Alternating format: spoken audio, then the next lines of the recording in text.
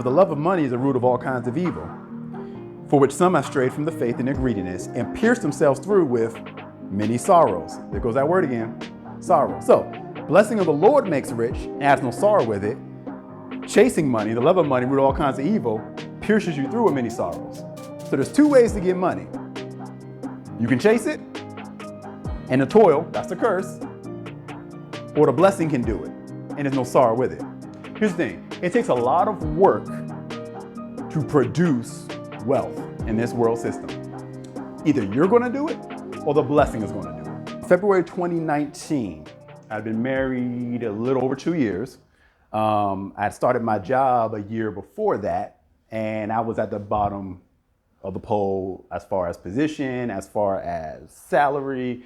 I was looking through some old stuff today, and I was calling out to you what my salary was around the time we got married. She was like, wow, we came a long way since then. But I was dealing with a lot of stress at that point in time, living in a small apartment, thank God for that apartment, with my wife, no children at the time. And I was dealing with the pressure of just finances. It just wasn't working. What I was trying to do just wasn't clicking. It wasn't working. And I was tired of beating my head up against the wall because, and this is a big word that we're going to talk about a lot today, but it's toil. I was a toiler. And that was the only way I knew how you make money, just work. It's good to be a working man. We're going to talk about work today. But I was working for the wrong reasons. I was chasing after money because I needed money to pay the rent. My father's sitting right there. He can attest to the fact that there are multiple times early in our marriage where I had to call him and ask him to help me pay the rent because I couldn't do it. And surprisingly, I know things changed since in our culture after a few years, but surprisingly, rent was under $1,000 back then. It was crazy. Can't find that today.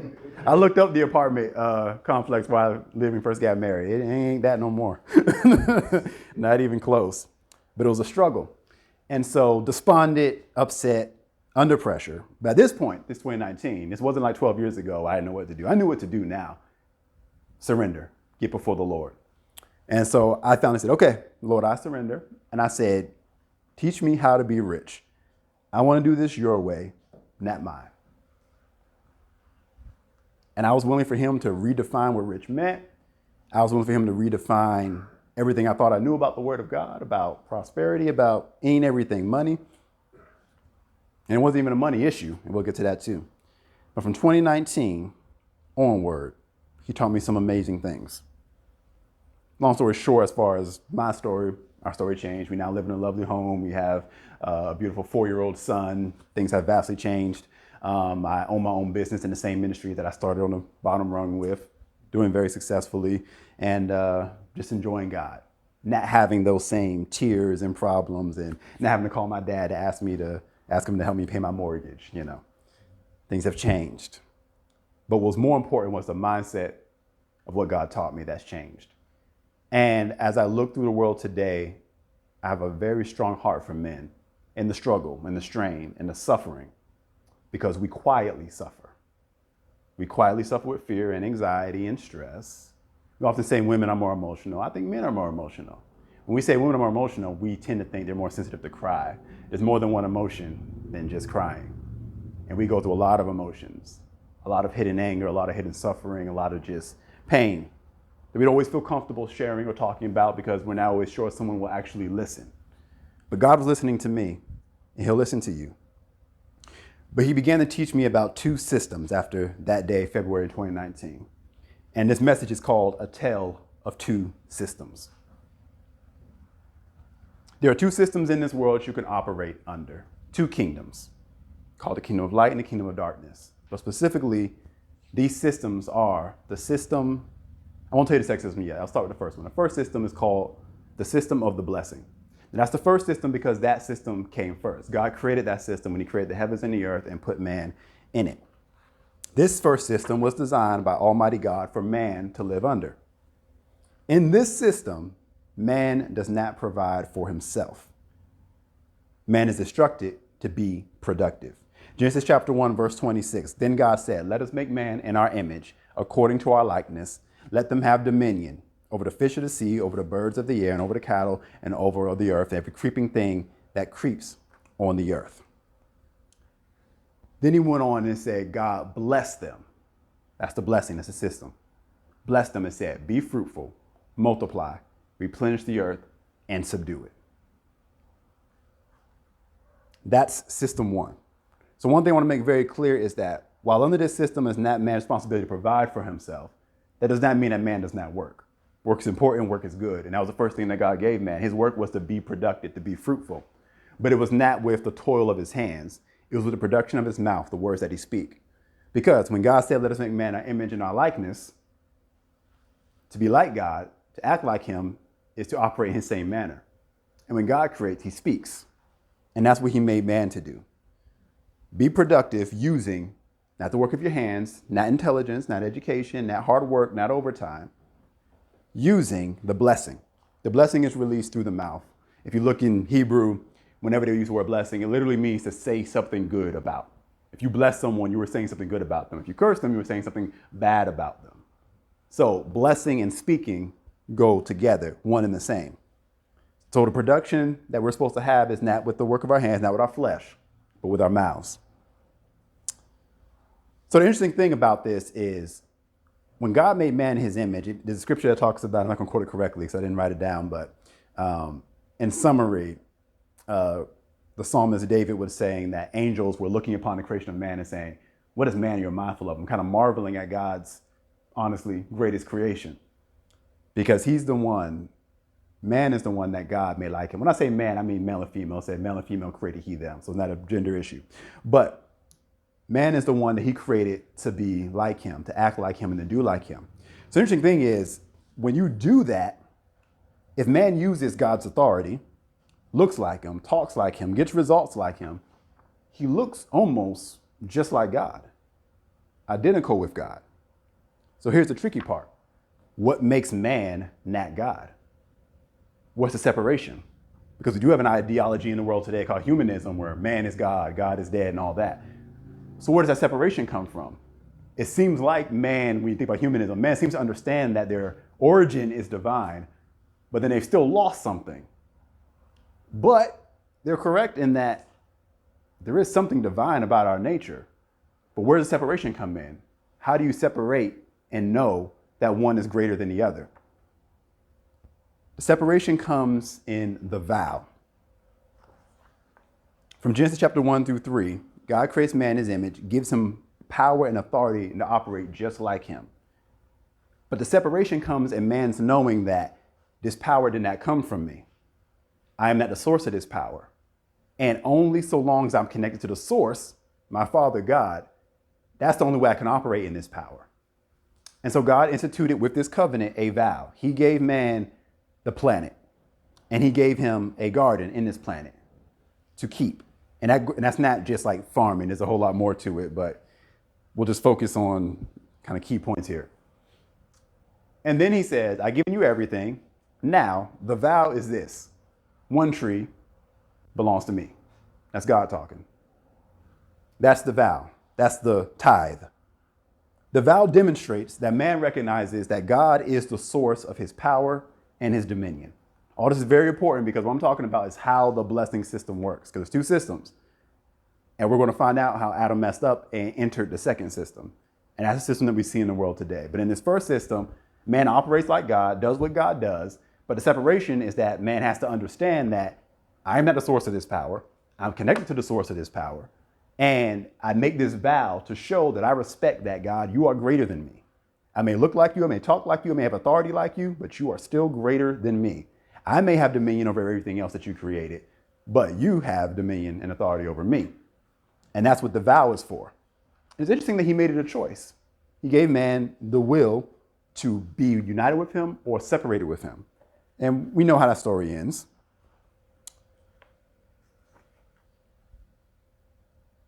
When you're operating in this blessing system, what you understand is that everything that I have came from God.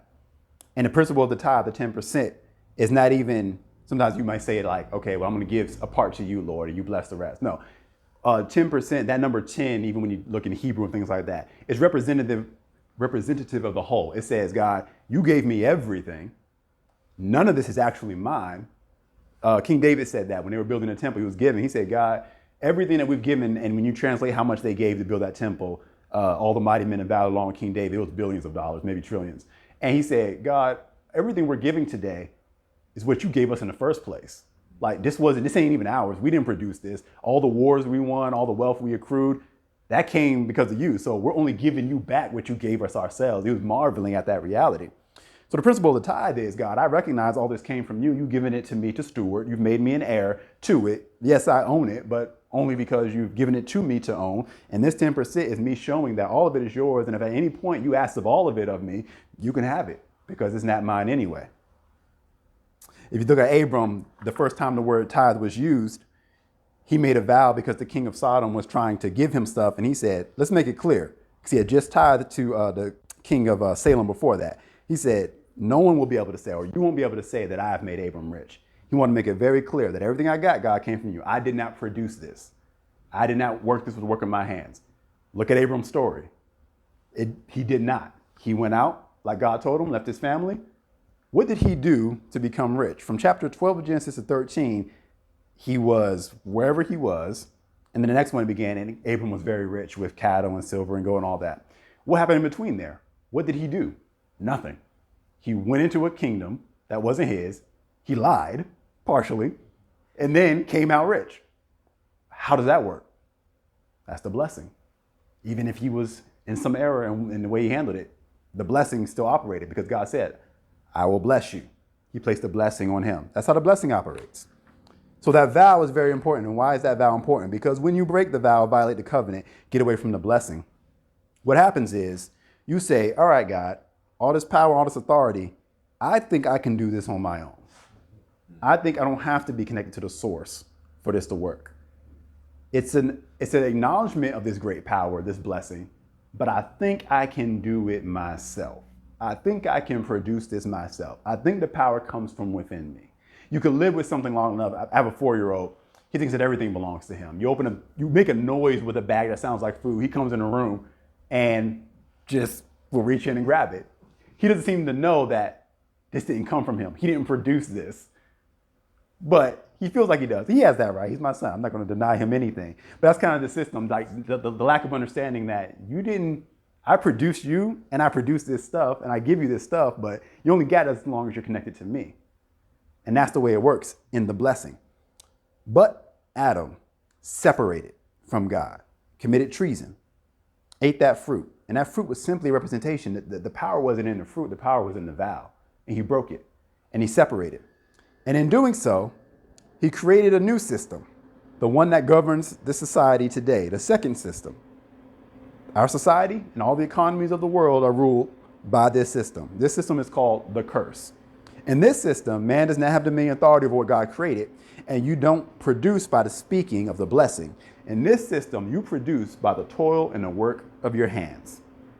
And that's tiring and it will kill you. And God said it would in Genesis 3. Then to Adam, he said, because you have heeded the voice of your wife, Genesis 3, 17 through 19, and have eaten from the tree which I commanded you, saying, you should not eat of it, breaking the vow.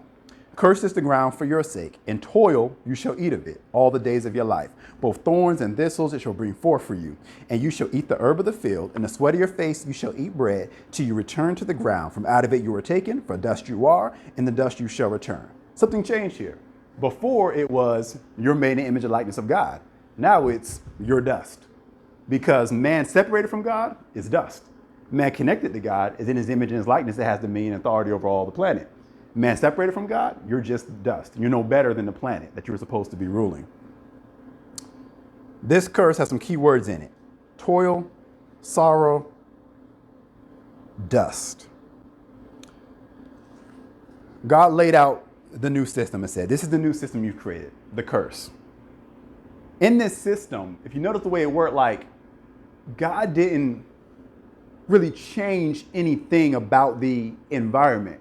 He just changed man's relationship to it, or man changed his own relationship to the environment. He still has to eat. It wasn't like he didn't have to eat before. He still ate before. It's just now the way you're going to eat is you go produce it yourself. When before there was a garden and there was a mist that came from the ground, there wasn't even rain, and you just had it. Now you've got to produce it yourself. And it's not even, yes, it's a punishment, but it's not a punishment. It's just your decision. It's like your child deciding, I'm not going to follow the rules of your house or whatever. Okay, you can go. Now you can go figure it out for yourself. You can go out my door and not partake of my electricity and my bed and all that because you decided you can do it by yourself. That was the choice that one makes, and that's a choice we make often every day. We're just going to do it by ourselves. And God says, okay, you're allowed to go do it by yourself. I gave you the choice. I didn't control your mind. You decide you want to do this. That's fine. But separating from me is, for one, it's called death. In the day you eat of it, you shall surely die. That's death, being separated from God, because his spirit life is what, anyway, you're dead. I'm going to get off the trail here. And then second, this system is now called the curse. Being separated from God, doing it on your own, you can do that. It's just called the curse, and it's a lot harder. Matter of fact, it's actually impossible. All right, those words in there. He said, in toil you shall eat of it. If you look at Proverbs 10:22, and this is Solomon, a very blessed man talking. The blessing of the Lord makes one rich, and he adds no sorrow with it. So Solomon had a revelation of where actual true richness comes from. And that became a very important scripture for me that the Lord was teaching me after that day in 2019. The blessing of the Lord makes one rich, adds no sorrow with it. That word sorrow is the same word in the Hebrew, in Proverbs 10:22, that word sorrow is the same word as toil in Genesis 3. Curses the ground for your sake, and toil you shall eat of it. Sometimes in King James Version, it's translated toil. Sometimes it's translated sorrow, but it's the same word. Let me help you with this. It's also the same word. If you go back a verse to Eve's curse, woman's curse, it was the pangs you will bring forth childbirth. He's talking about, he either used the word toil or sorrow there. It's the same word. The exact same word that God uses to describe the pain of childbirth is the same word he uses to describe man's pain of how he's going to produce for himself. So, I wouldn't recommend you say this if you're married, but if your wife ever says, you don't know what it's like to have pain, actually I do. God said that I do. It's just an emotional and a mental pain. But it's very important that he used those same words, because from God's perspective, and we need to make this our perspective, is that this pain is unbearable. Because unlike childbirth, which is temporary and is a joy at the end, this cursed lifestyle is forever if you never break out of it. We're going to show you how to break out of it. You are bearing a pressure you were not made to bear. Your mind and body literally cannot handle the pressure. But you, in our today's society, feel like you're not good enough or strong enough if you don't handle the pressure. If you feel the weakness, if you want to break down and cry in your car on the way home, if you're angry, if you want to quit your job because they're not paying you enough, if you feel like I don't want to do this overtime, you feel like I just ain't grinding hard enough. I'm not locked in enough. I gotta do a little bit more. If I'm making them, I gotta press. You'll never make it. You know, in Malachi, when it talks about nation of Israel, when they had stopped tithing, he was saying how, he was putting the promise of the blessing that came with tithing, keeping that vow. One of the blessings was your vine shall not cast fruit for its time in the field, and the locusts will not eat what you have. And again, it goes in translation, but the destroyer will not destroy the fruits of your ground. And when you think in terms of profit, that's basically like inflation. It's like basically being in an economy where I did all the work, I produced, I did everything right, and then out of nowhere, a locust comes and eats it up. Takes all the hard work that I did. This system is impossible because it's built for you not to, quote unquote, win. And the person behind it is not the man, it's not the government, it's not the white man, it's not Western society, it's not a shadowy organization, whether or not they exist, none of that is it. It is the curse. It is a decision that Adam made many, many years ago. It's built to not work because it's not a system that God made. And anything that God didn't make doesn't work. I was looking at the difference between, as far as perspective, slight detour here, between Adam and Jacob. And Jacob would be the grandson, Abraham and Jacob. Jacob would be the grandson of Abraham. Abraham got the blessing, believed God, went for it, and stuff started changing immediately. Jacob, though, so it's Abraham had Isaac. Isaac operated in the blessing. It talked about he went in the land of famine and sowed and reaped 100-fold. Then you had Jacob, one of his sons. Jacob had a self-image issue. He had a very bad self-esteem issue. And he was someone that was easily depressed. Jacob always toiled for everything he got. When his father, Isaac, got married, it was because Abraham, his father, sent a servant and found Rebekah, and it was like a beautiful moment at a well. And Isaac wasn't even there. Like God the blessing moved on his behalf and brought his wife into his life. Jacob goes to, I believe, the same exact well, has a similar experience seeing this woman. And the first thing he says is, I'll go into debt for her. I'll work for her. give me a job. I'll work 7 years. And Laban himself was a bit of a crook, so of course, he worked it out. It was more they made terms together. But the point is, his immediate thought was, I got to work for anything good. I don't deserve anything good. He did not have an understanding of the blessing. He had a reverence for the blessing, but he didn't have an understanding of the blessing. When God and some angels came to Abraham, when he saw them recognize who they were, he said, Sarah, we're going to cook for them. We're going to make a feast for them. And then he spoke to them and said, you're going to have Isaac this time next year. When Jacob saw God, he fought him. Did you wrestle with God? And that's why his name got changed to Israel? What has to be your mindset? He didn't fight God because he was mad at him. He fought God, and God was like, let me go. And it probably an angel representing God. But anyway, he said, let me go. And he said, I won't let you go till you bless me. He wanted the blessing. He referenced it. He understood he needed it. But his thought process was, I got to fight for it. Do we got to fight for it? Do we got to grovel for it, beg on our knees, cry, ask God, please? I know I'm dirty and I'm wrong. If you're redeemed in Christ, the old man has passed away. So we should be past that guilt complex. But a lack of understanding of how the blessing works will make you think that even for the blessing, you got to work and toil and grind for it. And Jacob didn't have to do that. Matter of fact, the second he realized I'm done being done wrong by Laban, and this was actually before he wrestled God because he just took a while to get the mindset right, God came to him in a dream and showed him practically overnight how to turn everything around. He took everything Laban had after that, got scared and ran. Yeah. Well, God told him that he needs to go ahead and depart, but still. Difference in mindset. Look at this mindset. 1 Timothy 6:10, Apostle Paul says, for the love of money is the root of all kinds of evil, for which some have strayed from the faith in their greediness and pierced themselves through with many sorrows. There goes that word again, sorrow. So, blessing of the Lord makes rich and adds no sorrow with it. Chasing money, the love of money, root of all kinds of evil, pierces you through with many sorrows. So there's two ways to get money. You can chase it, and the toil, that's the curse, or the blessing can do it, and there's no sorrow with it. Here's the thing. It takes a lot of work to produce wealth in this world system. Either you're going to do it, or the blessing is going to do it. You can do it. You might die. Eventually you will, that's a curse. Eventually, dust you all, dust you return. You might lose it. It might get stolen from you. You may have to be larcenous to get it. You never know. You got to watch it over your back because economy can change. You could lose it all just like that. The blessing is the only way where it's protected. Go back to Malachi. He said the devourer won't destroy it. The fruit won't cast fruit for his vine in the field. That's like almost talking about miscarriage. Like you won't lose it. It's protected when you're in the blessing. So the question is, which system do you want to operate under? Because we're all operating in a system. There are some people who feel like they're super extra holy and don't think about money. And it's like, no, money is evil. It's filthy lucre and I want nothing to do with it. But they still go to work every day. So you're the same system as everybody else. The question is, which system are you operating under? Let's be honest here. Let's not pretend here. If you get up every day to work for money, if you've ever considered and done overtime for money, you chase money. So let's not pretend that you don't care about money.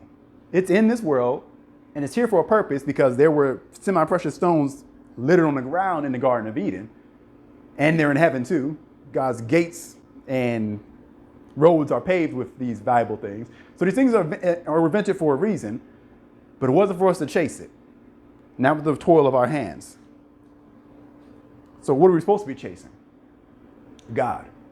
When God came in after they ate the fruit, say he was walking in the cool of the day. So the implication is that God will walk with Adam. It was common for him to come in the garden. They would walk and talk together.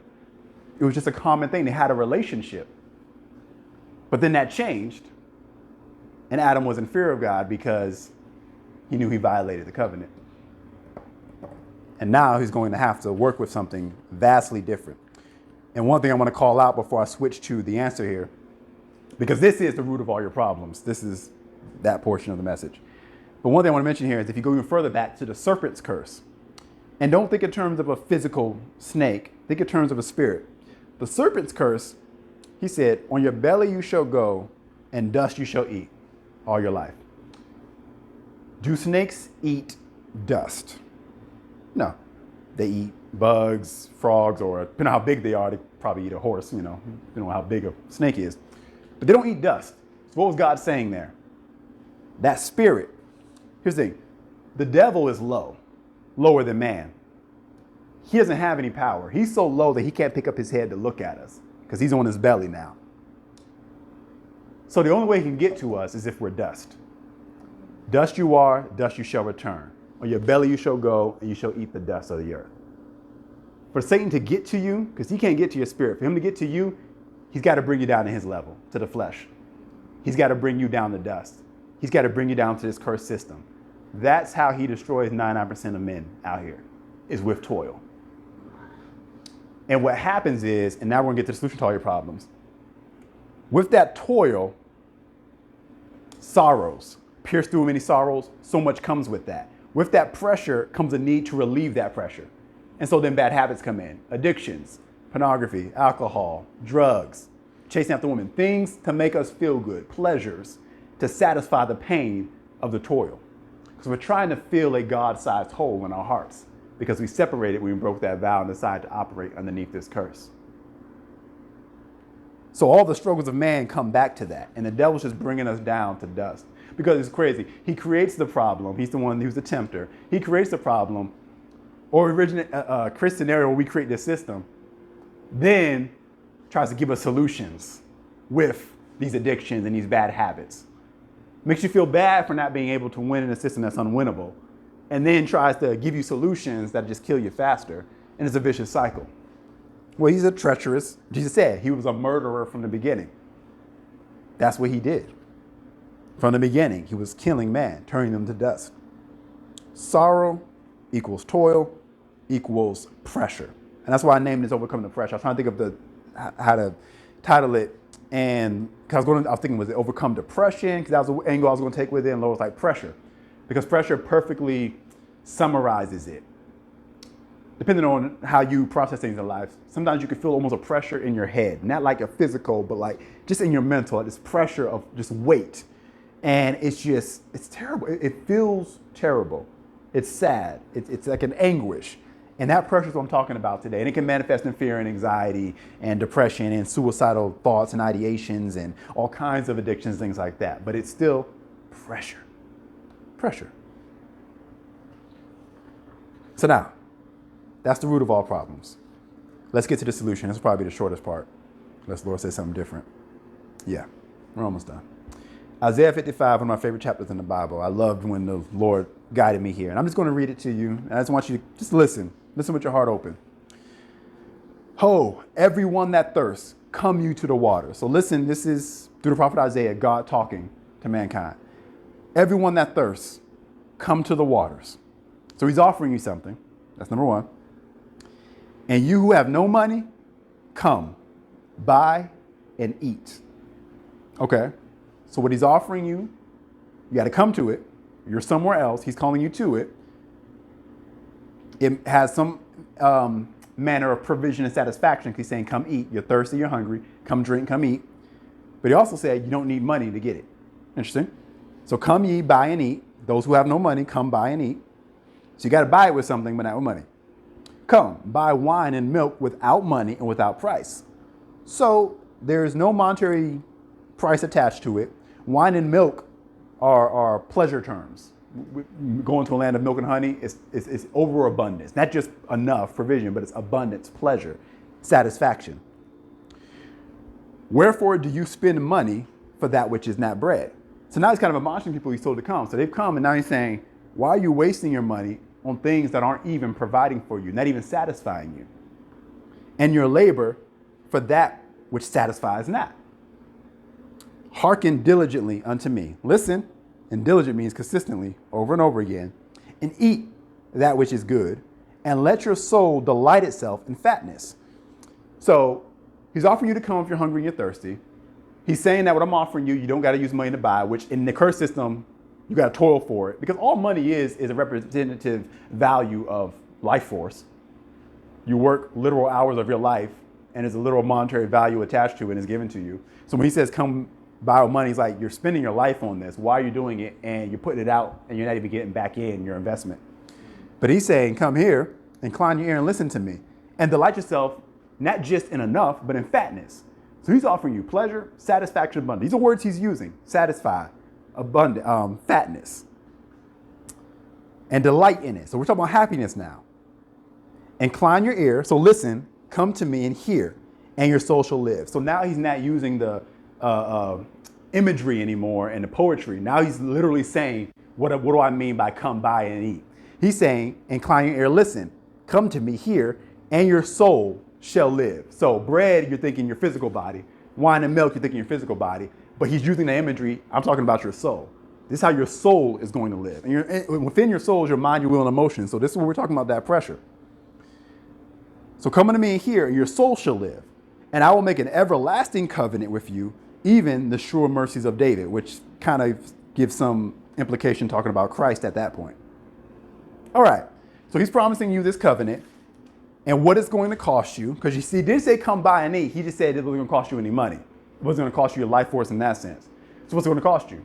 For you to listen. That sounds cheap, but it's the most expensive thing you can do. Because when I was sitting there asking God, show me how to do this your way, he told me to start giving, sowing seed, money that I was working for. And then when it was hard and felt like the bills weren't going to get paid, I had a conversation with my wife. I'm like, maybe I should get a second job. Thank God for a good wife. She said, no, we got enough problems as it is. We don't need you killing yourself. Work a second job. During that whole process, I never did it. Never did any overtime. Never got a second job. That was expensive. More expensive than any amount of money or life force I could put out. Because I had to do what that said. Listen.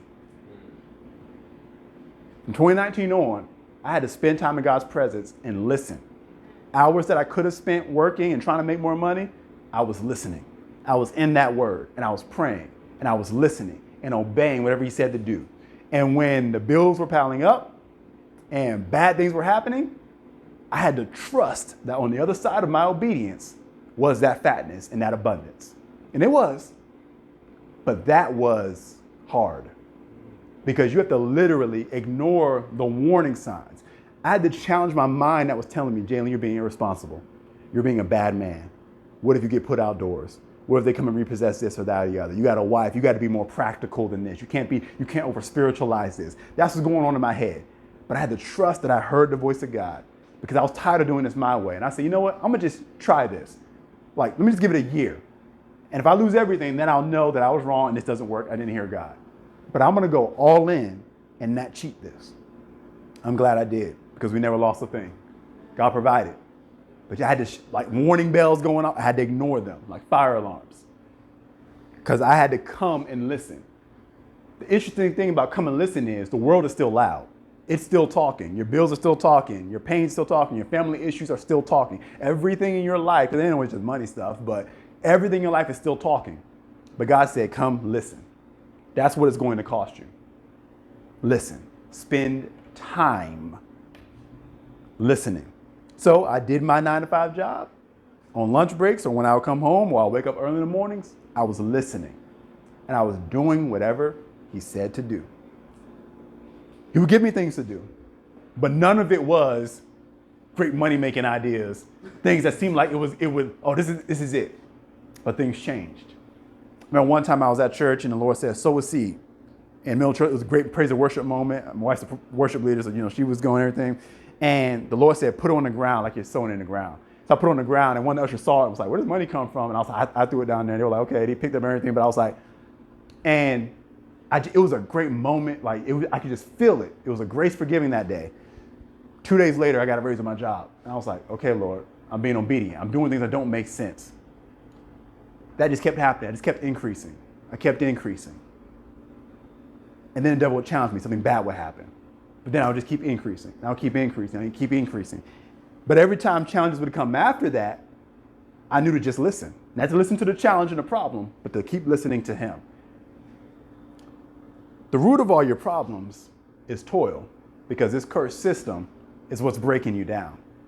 The answer and solution to all your problems is listening, getting back to the garden, the blessing, when it was Adam walking in the cool of the day with the Father, learning how to be like him. That's the whole game here. That's the entire thing of our lives.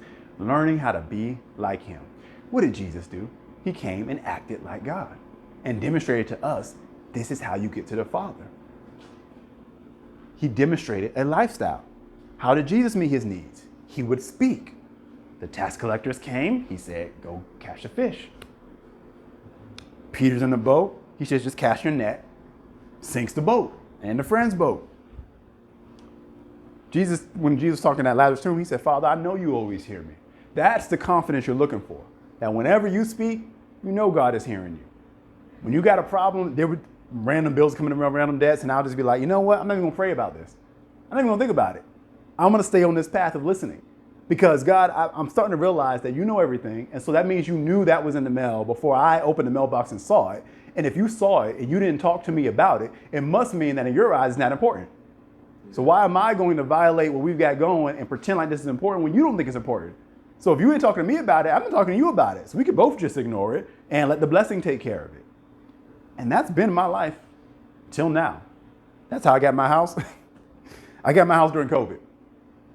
With the magical interest rates. I didn't know anything about that. But God was setting it up. We had been looking for a house a couple years before. It just didn't seem right. So we were looking for a house, and we were looking at good houses, and I always kept finding something wrong with them. What I found wrong with them was I knew we didn't have any money. But the reason we were looking for a house was because God told me, start looking for your house. Our son was born, and the Lord said, I release you. Go look for your house. I said, okay, let's go look. But the other half of that command was buy a house. And I was scared to do that part. Because we needed a down payment. We ain't had no doubt, So we're sitting in one house that was as good as any of the other houses we looked at that I said, no, there's something wrong with it. And I'm standing into what is now our dining area. And my wife was standing in the kitchen. And our realtor's over here. And she's giving us all the specs on it and everything and telling us how much money we would need for closing, basically. And I'm sitting there. And God had already been dealing with me about this. And the sense I got from God was, you're waiting for me to tell you the perfect house. He said, you can choose any of these houses. Just pick a house. So I'm sitting there like, okay, so this is on me, God. You put the ball in my court. All right. So I'm sitting there, and she's giving us run. I need this much, like 3% that. You had the closing costs because no sellers in that market were paying closing costs. The buyers were paying it because if you don't want to pay it, then they'll go find another buyer because houses were going like that. Houses we were looking at, they were already sold, and wife didn't tell the husband the house was like, we ran and stuff like that. That's how crazy the market was at that point. Like houses were listed that had already been sold, and the people in the house didn't know it was sold. That's how crazy the market was.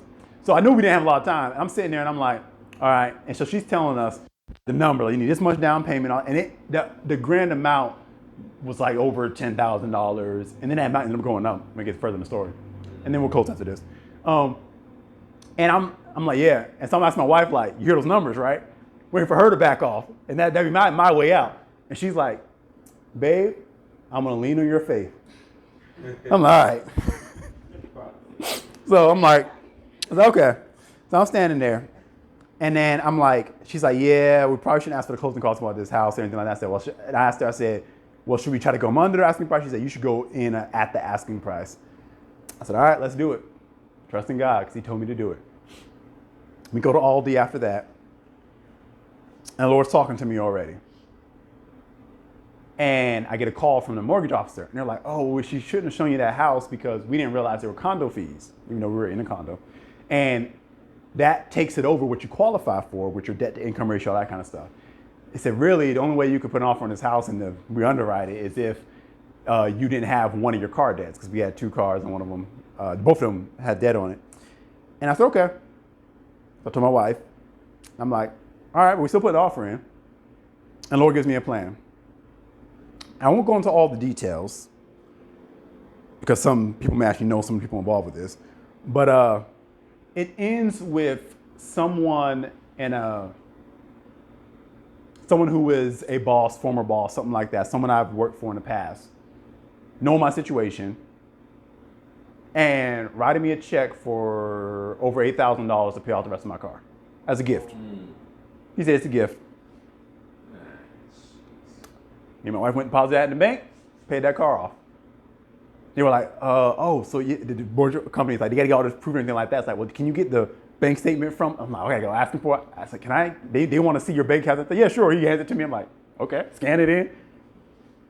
All right, so that weight is removed. Backing up a little bit, the same day that I found out that I got that check, I was unexpecting it. My realtor said, something told me, something told me to ask them if they want to pay the closing costs. And they said yes. So that number comes down a little bit more. So now all I got is a down payment. And I won't go into detail that story, but all this happened in less than 30 days.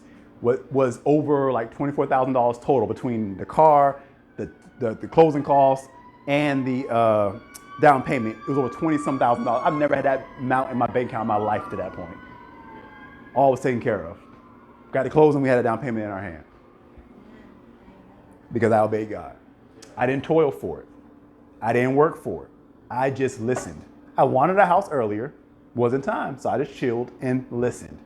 God decided to get me in on time when the interest will be real low. Now when I see what's going on, I'm like, God, you picked the right time to get me in there. Because thankfully, when I look at my mortgage compared to some rents, I'm like, God, you did an amazing thing here. You got me in here. That's what I do when things go wrong, when I have a challenge. I listen. I don't work. I don't work for money. I don't work for money. Matter of fact, I think it was Apostle Paul that said, work so that you have something in your hand to give. I work so I have something to tithe and to give. That's what I do. I don't work for money. I don't work for money to provide for my family. I don't do that. I provide for my family. God provides for my family. He provides for me, provides for my family. I'm simply his middleman, his steward to get it done.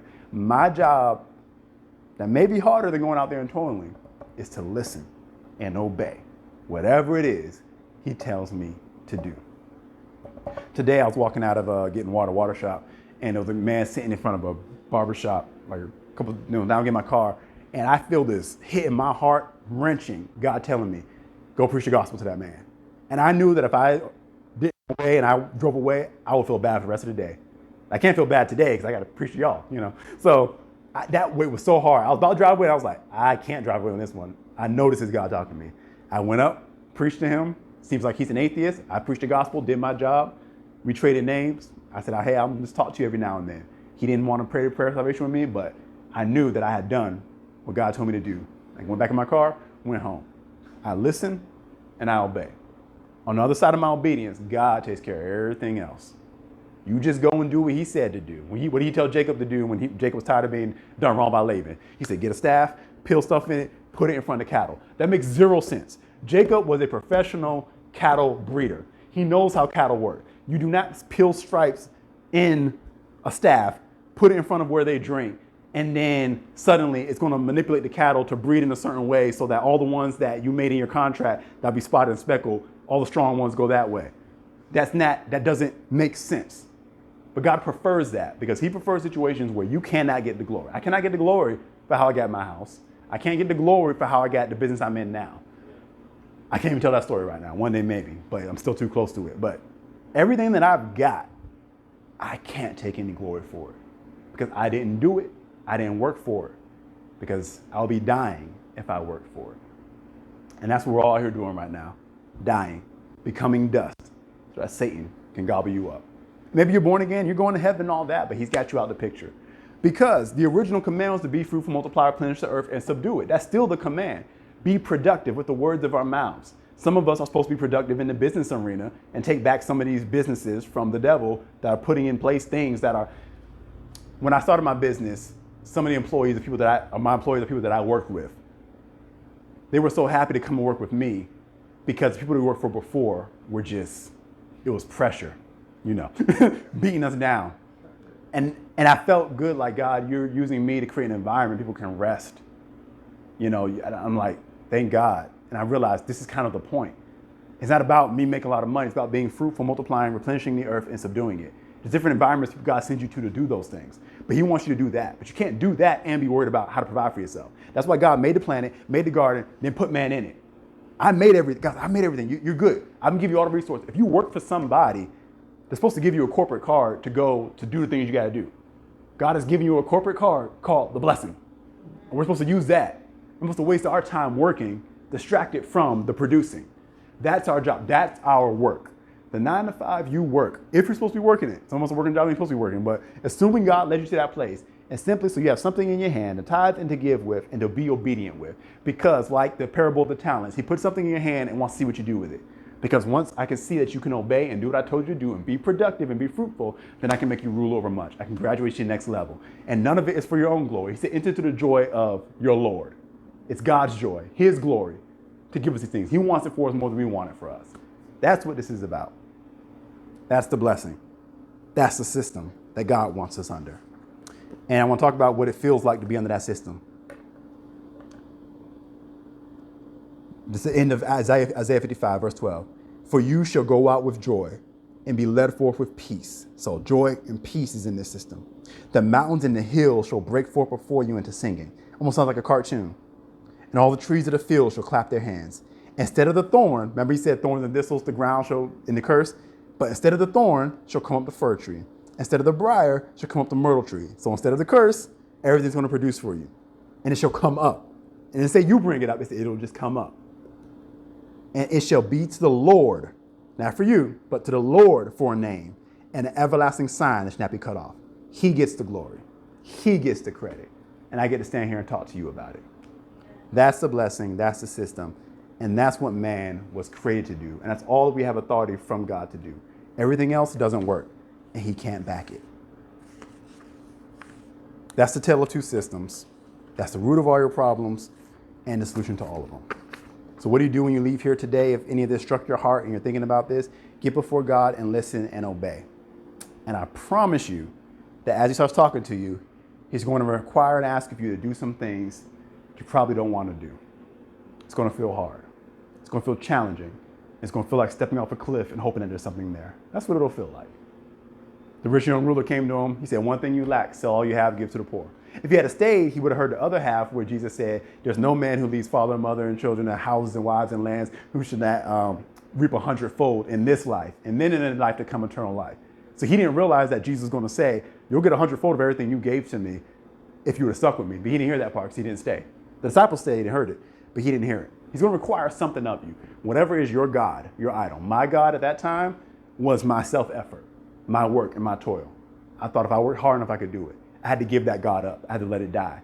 And sometimes it's painful to watch your God die, especially when you didn't know you had that God in the first place. All right, that's it. I love it. We'll just keep going. Praise God. Amen. Thank you for being here today. I appreciate you all. God bless you.